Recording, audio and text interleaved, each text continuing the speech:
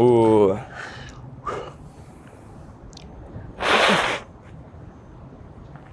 Só não pode estragar o bigode. Eu nasci sem ter muito dinheiro, mas meu pai, ao longo da minha vida, conquistou o dinheiro. Ele trabalhava com casa noturna, trabalhava com eventos, com noite, festas e etc. Ele ganhou bastante dinheiro, eu tinha uma vida muito boa, porém eu quebrei. Eu não, né? Meu pai e a família inteira quebrou, porque a família inteira dependia do meu pai. A gente quebrou literalmente na unha, a gente não tinha nada. Claro, nós tínhamos a nossa família, mas é porque eu vejo muita gente que quebra e continua tendo a casa, não sei, tinha uma casa própria. A gente não tinha casa própria, a gente não tinha nada próprio. Aí perdeu todos os carros, perdeu todo o dinheiro e ficou sem ter onde morar. A gente, graças a Deus, não foi morar na rua, porque a gente conhecia algumas pessoas da época que a gente ainda tinha algum dinheiro, mas as pessoas não vão querer ficar ajudando a gente para sempre também. Então a gente foi morar na casa de um amigo nosso, que ele não estava alugando, acabou que ele alugou, a gente teve que sair. A gente foi morar num depósito de madeira de um amigo do meu pai, inclusive Madeireira Milênio, quem quiser, porque eu tenho tudo aqui, tudo comprovado, porque aparece um monte de gente. Eu vim do zero, quantidade de gente que eu vi no marketing digital que vendia alguma coisa na escola. Eu comecei a vender não sei o que na escola, eu não tinha nem escola, eu tive que sair da escola, minha mãe não quis me botar na escola pública, porque falou que não ia servir para nada, porque o ensino no Brasil sabe como é. E não fui para a escola, estudei só até a 8ª série. Quem quiser pode pesquisar Madeireira Milênio. Inclusive eu vou fazer um Instagram para eles por gratidão. Eu vou fazer um Instagram para a galera da Madeireira Milênio, que foi a galera que acolheu a gente. Eles botaram a gente lá. Era um depósito de madeira, não tinha ar, óbvio, não tinha nada. A luz caía quando eles usavam o maquinário, porque tinha que desligar a luz da casa para usar o maquinário, porque é o maquinário pesado da madeireira. Mas era um teto, que era o que a gente precisava, tá ligado? Então, a gente tinha casa, carro, vida ótima e literalmente a gente foi para nada. A gente foi para nada em questão financeira, em questão de saúde, que é o que importa, a gente ainda tinha nós mesmos. Um tempo a gente teve que sair da madeireira porque o dono da madeireira teve que trazer uns familiares também, botar umas pessoas ali, botar mais madeira no depósito, pode pesquisar tudo. O cara tinha o coração bom, esse cara. Ele é o melhor do mundo, depois eu falo dele. Se não fosse por ele, a gente ia morar na rua. Não, sabe? A gente ia morar na rua. Pode pesquisar, Madeireira Milênio, você vai ver o endereço, vai ver tudo. Você pode ir lá, pode ligar e perguntar que vai comprovar a história toda, tá ligado? Porque a galera tem a história deles que é só falada. A minha eu consigo comprovar tudo. A gente teve que sair uma época, a gente foi morar num sótão. Depois a gente saiu do sótão, voltou para a madeireira. Enquanto a gente estava na madeireira, a gente tinha que pensar alguma coisa para a gente conseguir ganhar dinheiro para sair daquela situação. Porque a gente já tinha a mentalidade de que existia algo maior do que aquilo. A primeira coisa que a gente fez... o primeiro empreendimento que a gente fez. Mas eu fui trabalhar num estacionamento como trocador. Contador? Caixa? Caixa. Mas não tinha... um estacionamento que é terreno baldio, vai lá estacionar, lá onde eu morava antigamente. Só que eu sempre fui ruim de fazer matemática assim, mas matemática pouca na hora. Então os caras achavam que eu tava roubando eles e foi melhor eu parar. Esse foi o meu primeiro trabalho, assim. Depois disso, a gente montou uma barraca de cachorro-quente. Como eu disse lá atrás, um amigo nosso ajudou a gente, fora um dinheiro que a gente tinha guardado, ajudou a gente a montar essa barraca, emprestou um pouco do dinheiro para te mostrar a barraca. Bota a foto aí da barraca. A barraca era muito bonita, era ali em Copacabana. Fui eu, meu pai, meu irmão e meu primo que fizemos essa barraca. Eu não ficava muito lá de fazer o sanduíche porque eu sou meio lesado para isso. Então eu ficava cortando pão, pegando as paradas no estoque, conferindo algumas coisas. O estoque, óbvio, era precário, até que pegaram a nossa barraca. A gente, inclusive, tinha conseguido alvará, que é difícil, nem todo mundo que tem uma barraca na rua tem alvará. Pegaram a nossa barraca, rebocaram, não guardaram as nossas coisas no lugar devido, que deveria guardar, e nosso estoque todo foi pro lixo. Então, a gente... Dava um dinheirinho legal lá? Dava lucro, a barraca dava lucro. E a gente tinha um projeto, porque tudo que a gente fazia, a gente tinha um projeto de crescer. Então a gente pensava, vamos fazer essa barraca, e depois a gente faz outra barraca. Mais um, vai duplicando, quero uma maior rede. Faz uma máfia da barraca, tipo um McDonald's de barraca. Aí, rebocaram a nossa barraca, nossos alimentos eram todos perecíveis. Então, tudo estragou, porque não foi armazenado certo pela prefeitura, o que deveria ter sido. E a gente botou a barraca em outro lugar. Pagamos a multa, levamos para outro lugar, tentamos mais uma vez e não conseguimos de novo, acabamos vendendo a barraca. A gente desistiu disso, meu pai muito mal, muito estressado, porque imagina você sendo o patriarca da sua família, você é o cara que sustenta a sua família, ele não é o mais velho da família, mas ele sempre sustentou a família inteira. Tanto as irmãs dele, sobrinhos, tios, os pais, filhos e os netos dos pais deles. Então, ele ficou muito ruim da cabeça também. Uma época, eu posso comprovar isso tudo, inclusive agora, graças a Deus, eu tô pagando o tratamento dental dele. Os dentes dele começaram a cair de estresse. Nem sabia que isso era possível, os dentes dele caíram. Ele tem até um aqui que ele tem que fazer, sei lá, um implante, meter lá no fundo o bagulho que ele tem medo de fazer. Eu sei o que é. Ele tem medo de fazer, ele tem que fazer esses dentes. Aos outros ele só botou uns negócios. Os dentes dele caíram de estresse. E a gente entendia, ele brigava comigo todo dia, me xingava, me esculachava. E mesmo assim eu entendia, porque ele tava muito mal da cabeça, ele tava com muita responsabilidade na cabeça. Teve gente que comprava a cesta básica lá pra nossa casa, o que é tipo, eu lembro da situação que quando a gente tinha algum dinheiro, a gente sempre dava cesta básica pras pessoas. E depois a gente ficou sem dinheiro e as pessoas deram cesta básica pra gente. Uma funcionária que a gente tinha dinheiro, a gente tinha uma funcionária. A gente sempre tratou ela muito bem, sempre deu as coisas que a gente poderia dar, sempre deu mais do que é estipulado pelo governo. Tipo, o salário mínimo é lá 1.000 e pouco, só que se você olhar quanto tinha que ser o salário mínimo original, é 6.000, se eu não me engano. Então, a gente dava mais do que deveria dar sempre, do que é estipulado por dar, porque o que deveria dar depende da sua filosofia. Depois acabou que o nosso motorista, que a gente tinha motorista, e depois a gente não tinha mais nada, e nem carro. O nosso motorista tinha, qual era o carro do Betinho? Um Celta antigo pra cacete. Então a gente não tinha carro, não tinha como ir pra nenhum lugar, não tinha como, tinha como ir em ônibus, mas nem pro ônibus eu tinha dinheiro.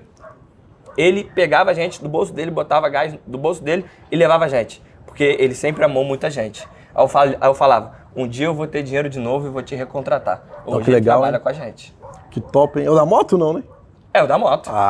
Essa moto daí a gente comprou, mas é dele a moto. Tinha uma moto aqui embaixo que eu não sabia que era dele, não. Por isso que eu achava que era dele a moto, porque a gente comprou e é só ele que usa. Ele usa pra ir pra casa. Posso sair mais cedo pra buscar minha filha, buscar minha esposa? Fica à vontade. Posso chegar às 2 horas da tarde? Fica à vontade. Tava com a gente num momento difícil, voltou quando o momento ficou bom. A gente tava lá num momento difícil também, aí a gente não tinha o fogão. Uma das funcionárias que a gente tinha, como eu disse, a gente já teve dinheiro, depois ficou sem. Ela era muito grata a gente. Ela deu o fogão que ela tinha pra gente. Uma outra deu uma máquina de lavar que tava ruim, que ela tinha, e a gente consertou pra gente ter. Então olha como é que coisas estão. Um dia você está num nível em que você tem diversas pessoas que estão abaixo, né? Socialmente, financeiramente abaixo, porque todo mundo é igual pra mim, mas abaixo de você. No outro dia, você tá abaixo delas. Então você sempre tem que tratar todo mundo, uma roda gigante. Você sempre tem que tratar todo mundo bem. Os nossos funcionários, tem gente que destrata os funcionários, depois a gente quebrou, e só porque nós sempre fomos gente boa, os nossos funcionários, a gente teve comida, a gente teve tudo. Funcionário pra gente, que a gente dava cesta básica, fez de tudo pra dar uma cesta básica pra gente. Não posso nem falar isso, mas às vezes falava que tava doente no emprego, pra sair do emprego e ir lá pra casa ajudar a gente, sem ganhar nada. Saía do emprego pra ir lá pra casa, porque tem patroa que não deixa e fazia isso. Tinha gente que falava pra patroa que queria sair pra ir ajudar a gente e ajudava. Então, isso é muito legal de ter na sua cabeça sobre como funciona o mundo, que realmente é uma roda gigante. Voltando pra onde eu tava, você viu que eu vou e volto. Desculpa, gente. Desculpa, meu cérebro é complicado. Aí eu fui trabalhar em uma concessionária de carro como entregador de carro. É o cara que fica lá dando umas baixas no computador. Inclusive, gente, não façam isso com os funcionários de vocês. Era uma mesa fixa com uma cadeira fixa. A cadeira era aqui e a mesa era aqui. Então eu ficava assim, ó. No final do dia, a coluna tá... Até hoje eu faço quiroprata porque eu tenho uma vértebra aqui que é torta, pô. Tipo, porque eu ficava assim no trabalho, pô. Não dava pra mesa de baixo, não? Não tinha como. Aqui era madeira, aqui era algum material, e aqui era a mesa e a cadeira era fixa pra cá. Não tinha como puxar o computador, porque ele era fixo, era assim, ó. Nossa, minha coluna deu muito. Aí, eu trabalhava de entregador de carro. Eu batia as coisas lá, pá. Entregava o carro, explicava o manual, garantia, dava um brinde, que era um chaveiro, entrava no carro, explicava o carro. O problema era tranquilo explicar o carro. Chega tu lá para explicar o carro, chega um jovem para explicar o carro, isso aqui é Bluetooth, isso aqui é não sei o quê. Aí chegava uma coroinha de 70 anos para explicar como conecta o Bluetooth. Ele me xingava. Cadê o CD? Pensei que tinha CD, vou pedir reembolso. Falava isso também? Vou devolver o carro. quero devolver o carro. Ninguém me disse que eu não tinha CD. Mas a senhora, hoje em dia, aí já começava a copy, né? Deixa eu falar pra senhora, quantos CDs a senhora tem? Ela, 70. Tem do Roberto Carlos, tem não sei o quê. Sabia que dá pra botar todos esses CDs num pendrive? E ao invés de você andar com um monte de CD, você encaixa só esse pendrive e seleciona. Aí ela desacreditava, como se fosse magia. Ela, eu queria devolver o carro. É prejuízo pra concessionária. Fora, e os caras devolvem, tá? Porque ela só fala, não sabia não sei o que, não sabia não sei o que, quer ficar bem com o cliente sempre. Porque um cliente bolado é 10 vezes pior do que 20 clientes felizes. Porque os 20 clientes felizes vai contar para 3 pessoas. O cliente bolado vai contar para todo mundo, vai reclamar aqui. Manda em tudo. Então, e também lá tinha uma pesquisa de que se o cara teve esse problema, o cliente teve esse problema, e você consegue resolver o problema dele, ele fala mais do que o cliente que não teve problema. Olha que legal essa pesquisa. Tinha uma pesquisa lá feita pela Chevrolet, eles passavam um treinamento, eu vou contar até isso, lá na Chevrolet. Concessionária Américas, quem quiser comprar carro, Rio de Janeiro, faço mexer mesmo, porque os caras me ajudaram. Que top, então hein? Hoje é com eles, quem me ajudou, sem mexer de graça. Américas, galera honesta, comprar carro lá, pode perguntar de mim que eu trabalhava lá, era entregador de carro. Aí sobre a concessionária, entregava o carro, quando era coroinha, tava ferrado para explicar, mas explicava e conseguia contornar o reembolso fazendo isso. Então a galera gostou disso que eu fazia por conta própria. Pegava lá, botava o CD, outro CD, passava o pendrive, dava pra moça, ela ficava feliz da vida, achava aquilo incrível. Falava, vou contar pra todas as minhas amigas. Vou divulgar. Não sabia disso. Outros também só reclamavam, tem todo tipo de cliente. Me subiram pra vendedor. Aí quando subiram pra vendedor, eu não consegui vender nada. Achei que você ia falar que eu vendi 10 carros no dia. Então, não consegui vender nada. Eu não fui um bom vendedor lá, incrível, né? Aí, tipo, as pessoas lá vendiam muito. O cara, como é que eu vou vender aqui? Que eu não tô conseguindo vender nada, eu não conseguia vender. Aí eu comecei a pesquisar jeito de vender. Eu vi, poxa, dá pra pegar umas, tipo, esqueci o nome, Serrese, sei lá, uns bagulho que compram um monte de carro. Tentei fazer contato com eles, não consegui. Aí eu descobri, quando eu buscava no Google, assim, tipo, comprar carro. Aí apareceu um anúncio lá, né? Dos lugares mais próximos para vender carro. Aí eu, vou ver essa parada aqui. Gostei. Peguei, fiz lá o anúncio. Aprendi a fazer o anúncio. Botei que quem pesquisasse sobre comprar carro. Aí fiz outras também. Quem pesquisasse só sobre Chevrolet, aparecesse um site em que entrava em contato comigo. Eu pegava o contato da pessoa e vendia. Consegui vários leads, não vendi para ninguém também. Mas descobri o marketing. Mas descobriu ali. A internet já tá ali já. Aí eu, nossa, o negócio é bom, mas aí eu saí de lá porque eu não vendia nada. Aí eu saí e fui tentar fazer outras coisas. Aí um amigo meu, é impressionante isso, não consegui, então já, esse negócio não deve dar certo. Aí um amigo meu, que tava aqui em casa agora, tu viu ele aqui, ele falou pra mim que tava ganhando dinheiro vendendo com isso mesmo na internet. Eu, já tentei fazer isso aí na internet. Aí ele, eu tô vendendo muito, eu tô vendendo 5 mil por dia. Aí eu... 5 mil por dia? Aí você fez as contas do seu salário, né? Eu e meu irmão, a gente fazia um pensamento assim, imagina se cada um de nós ganhasse 2 mil, tal, por mês. Imagina a quantidade de coisa que a gente não ia fazer. Ganhando 4 mil os dois juntos, 4 mil por mês. Por mês, se a gente conseguisse ganhar isso limpo, porque na concessionária era 1.500, eu acho, só que pagava os negócios lá, mas o cartão que a gente ganhava. Inclusive, eu quase não gastava o cartão de alimentação. Eu só comia 100 gramas por dia, fiquei magréssimo, por isso que nas fotos minhas... O cara era magro, porque eu comia muito pouco lá, porque eu guardava para comprar coisa para casa. E aí eu olhei para aquilo e falei, cara, eu acho que é possível, porque eu sempre falo, o primeiro passo é acreditar que existe. Porque se é possível, que às vezes eu achava que era impossível ganhar dinheiro aqui na internet, aparece o cara falando que tu vai enfiar dinheiro aqui, e vai sair mais dinheiro aqui? Dentro do computador? É mágica, né? É mágica de multiplicar dinheiro. Tu bota 100, sai 500. É mágica. É mágica, é golpe, é pirâmide, é o quê? Pirâmide, é tudo errado. Aí eu, vou ver isso. Aí ele quis me chamar pra ser afiliado dele. Aí eu falei, mas eu não quero ser afiliado não, eu quero fazer meu próprio. Aí eu procurei alguém, um expert que entendesse do mercado, que tivesse um público, porque eu não tinha dinheiro pra investir em anúncio.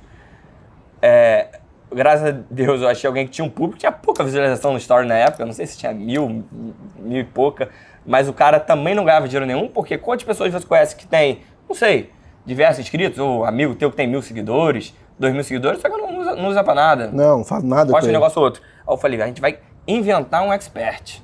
Tu vai começar a fazer isso, Aí a gente foi montar um curso de investimento. Aí eu falei, a gente vai vender.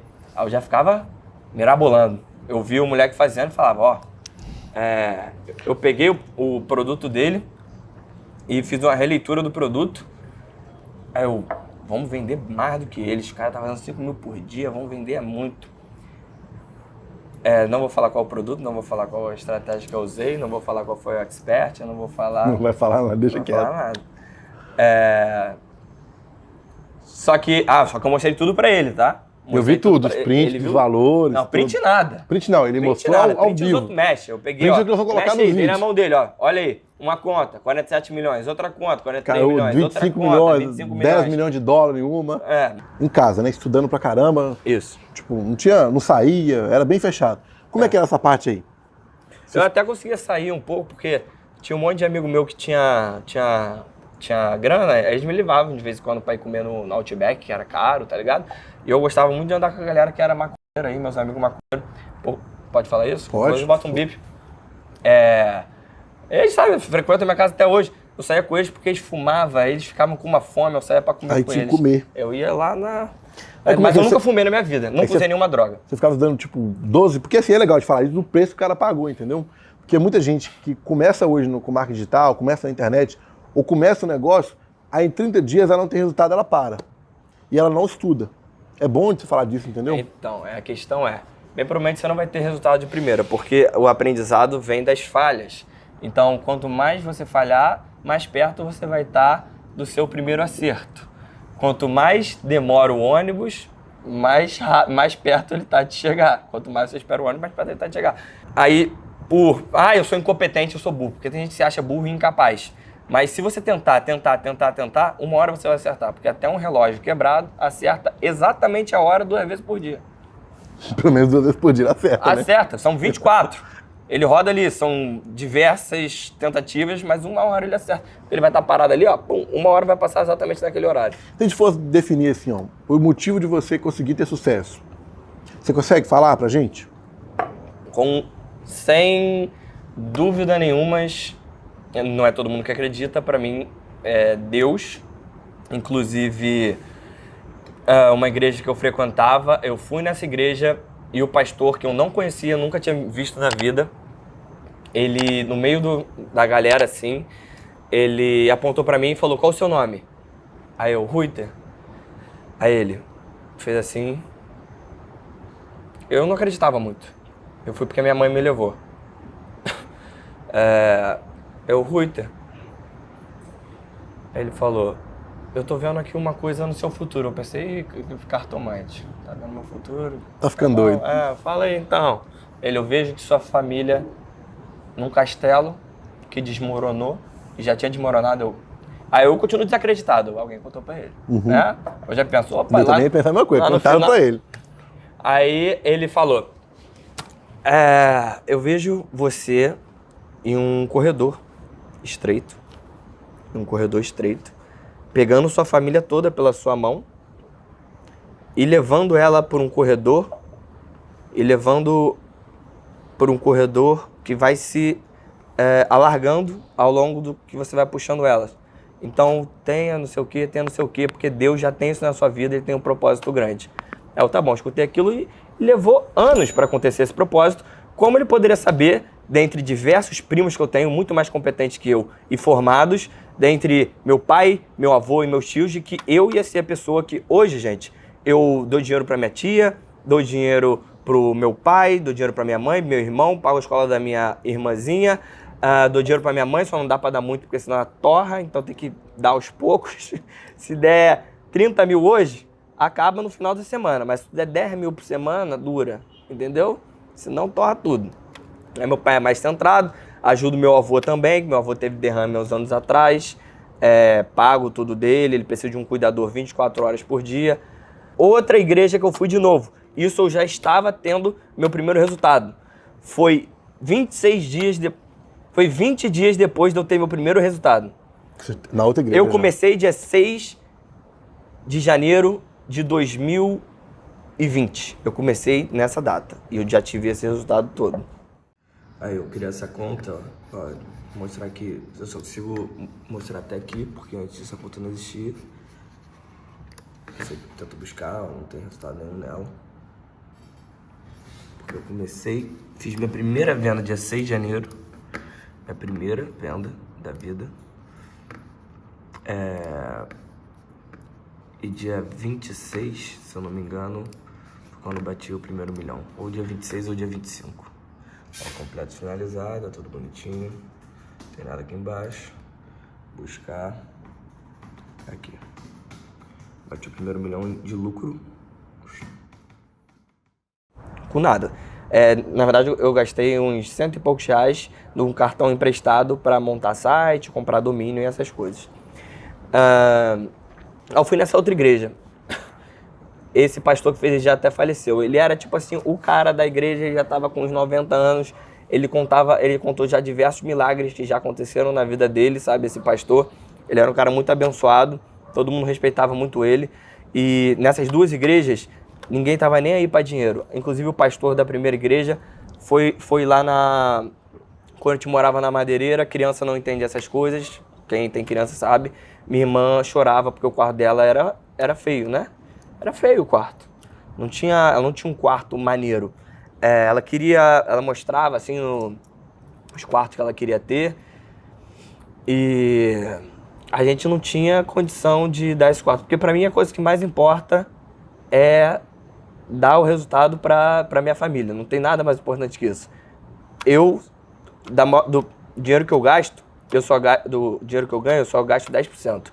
E desses 10%, a maior parte do dinheiro eu dou pra minha família e é pra isso que eu vivo, que eu trabalho.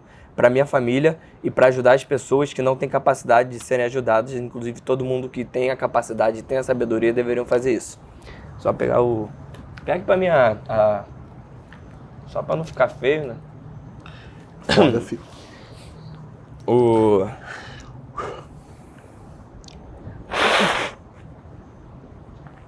Só não pode estragar o bigode. Vou deixar aqui no chão. O bigode tem que manter. Aí, tipo assim... o que eu tava falando. A gente não tinha dinheiro pra comprar lá pra fazer um quarto bonito pra minha irmã. Então a gente queria só pintar a parede, mas nem pra pintar a parede tinha dinheiro. Então o pastor se ofereceu pra ele, pagou, ele foi e pintou a parede da minha irmã de rosa, então ficou mais bonitinho o quarto, ficou rosa, já ficou melhor, sabe?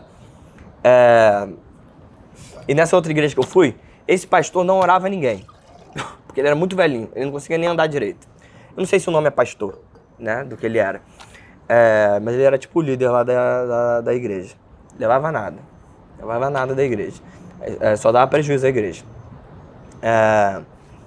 E ele chegou pra mim, eu nem tinha sacado meu primeiro dinheiro ainda, mas eu já era milionário, tá? Eu já era milionário, só que eu não tinha dinheiro pra comprar um cachorro-quente ainda. Mas você já era milionário? Já era milionário, já tava lá na conta, só que tinha que esperar 30 dias pra sacar, mas eu já era milionário.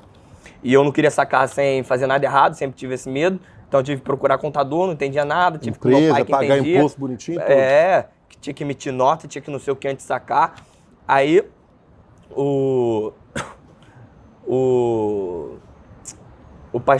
senti Deus falando pra eu ir lá pra ele me orar. Aí ele me orou, senti uma parada diferente, ele orando, porque você sente quando é diferente. Aí quando ele terminou de orar, ele me olhou assim com uma cara assim de... O pastor me orou, aí ele me olhou com uma cara de assustado. Aí eu, caraca, vou morrer amanhã. O pastor te ora com aquela cara de ancião, olha pra tu com cara de assustado, pensei que ele ia puxar assim. Aí ele, qual é o seu nome? Aí eu, Ruiter. Aí ele olhou assim pra mim. Ele, é o que eu não posso te falar, mas você não tem ideia do que você vai fazer na sua vida. Aí eu, como assim? Aí ele, você não tem ideia do que tá por vir na sua vida, a quantidade de coisas que você vai fazer. Tá ligado? Eu podia dar uma aquela de Messias, assim. E você já tava milionário lá. já. Galera aqui, ó, eu quase fiquei com uma vontade de falar isso pra...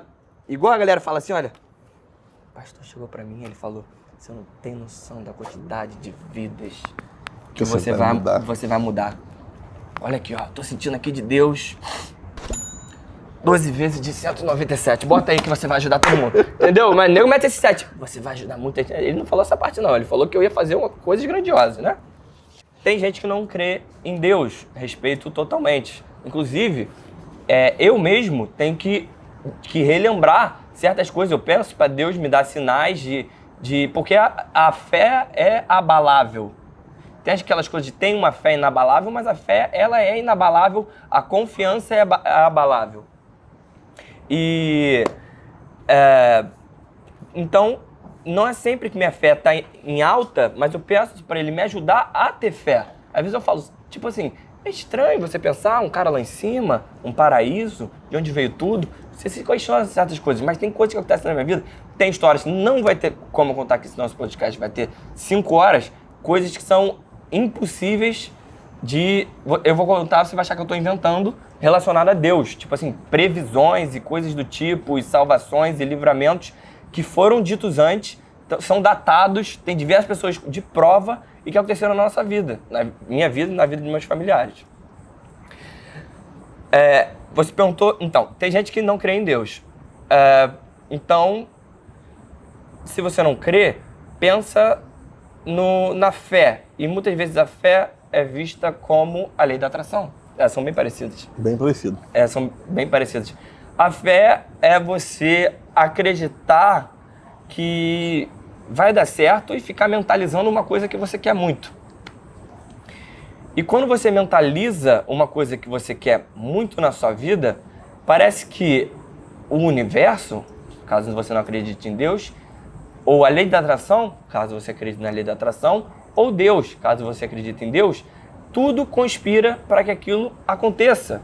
Literalmente, você sai na rua para comprar um pão, você tropeça em um cara e briga com ele, é um exemplo, e briga com ele, ele vira seu inimigo, aí ele vai e quer te processar, aí no meio do processo vocês estão conversando e na verdade vocês viram amigos, aí se você não tivesse ido na padaria, brigado com aquele cara, você não teria ficado amigo daquele cara, que depois você faz uma conexão, ele te apresenta uma pessoa e dali sai alguma coisa.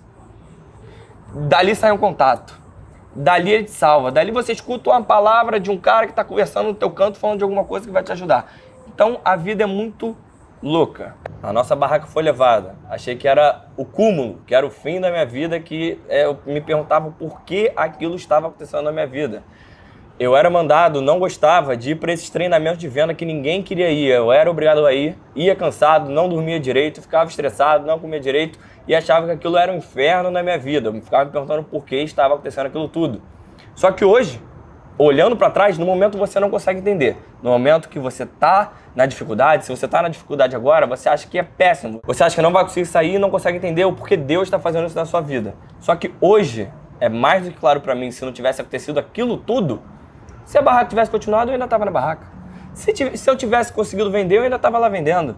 Se eu não tivesse ido para a concessionária, se a barraca tivesse dado errado, eu tivesse ido para a concessionária, eu não teria visto o que é o marketing digital. Então, tudo acontece da maneira que tem que acontecer.